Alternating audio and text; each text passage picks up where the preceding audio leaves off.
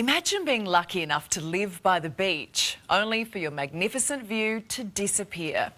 That's what locals in one suburb are facing, fuming over plans to build high-rise apartments along the bay. It's the Great Wall of Frankston, and they want it stopped.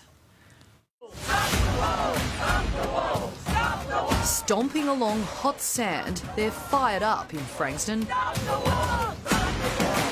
Our coast, not Gold Coast. They're killing this community. They're killing us. We have a plan. We have a plan. This fight, Robert Thurley tells us, is called Stop the Great Wall of Frankston, a wall of high-rise buildings they fear could get the green light along Port Phillip Bay, southeast of Melbourne. So why would the Mayor go out charging like a spruiker when he knows that there's a lot of controversy? Look, we've listened to everyone. He knows that community sentiment doesn't favour this. And the community say now we need to capitalise on this momentum and make a thriving city that everyone is proud of. Depending on who you talk to, you'll hear very different views on Frankston. But there is one thing they agree on. This is a beautiful beach. The locals love this beach. And perhaps that's why developers want a piece of the foreshore. Right along the bay, councils are protecting that experience with height limits along the foreshore. Every council except Frankston City Council, which is in cahoots with the property developers who want to turn Frankston into a cold, grey imitation Gold Coast. Kelvin Thomson is from community group Planning Democracy. The government has opened the door to the Frankston Council's Activity Centre plan, and that plan will allow for high-rise potentially along the length of the Frankston foreshore. There are two proposals. One, Harbour Frankston, 14 stories, and the other one is Pace Developments, which is 16 stories.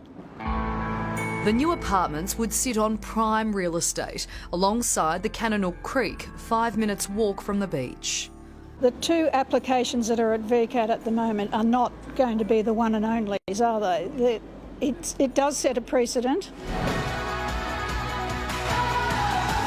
One in the pipeline, Harbour Frankston, is 14 stories high. Its website boasting expansive, uninterrupted water views, a premium rooftop lifestyle experience, pool and wine room. And the Pace development directly next door is slated to be 16 stories high. Harbour, we as council approved it. Pace development, we said no to it, but both are before VCAT. Frankston Mayor Nathan Conroy. The closest thing to a rule in place by the state government at the moment here is a preferred height limit of 12 stories, correct? Yep. That's going to be 14 stories and this is going to be 16 stories. That's above that. Yeah, so it's a preferred height limit. And as long as you can, as long as you can strategically justify it, for council one was yes and one was no. Reverend Tim Costello is a Frankston local. Why back penthouses for the rich, Mr. Mayor, when your housing strategy doesn't even have any affordable housing in it? You're going to have safety, vibrancy, atmosphere. You're going to have more restaurants and cafes opening up. Shops, vibrancy, jobs. It's the same dud argument. When I was mayor of St Kilda, the promise was high-rise on the beach would be jobs for St Kilda. We said nonsense. 600,000 up to penthouse apartments. But it's not about luxury apartments or this particular development behind us. It is about social housing, it's about affordable housing, it's the everyday Aussie housing, and it's luxury apartments. So 600,000 isn't really very affordable in the current climate. We're talking about individual developments behind us. I don't believe nurses or teachers or police officers will be able to afford to live here, so it won't do anything at all for housing affordability. This sums up their problem perfectly. Just a minute's walk from the beach and overlooking the beach, you'll find this 8-storey office building. Probably some nice views from up there and a pretty nice place for a lunch break. But for everyone else down here, angry locals say, well, it's a monstrosity. Having industrial buildings on the beach is crazy. Doesn't make sense. It's not very attractive, is it? Well, it is an industrial area. It'd be good up at TAFE. But people aren't opposed to development per se.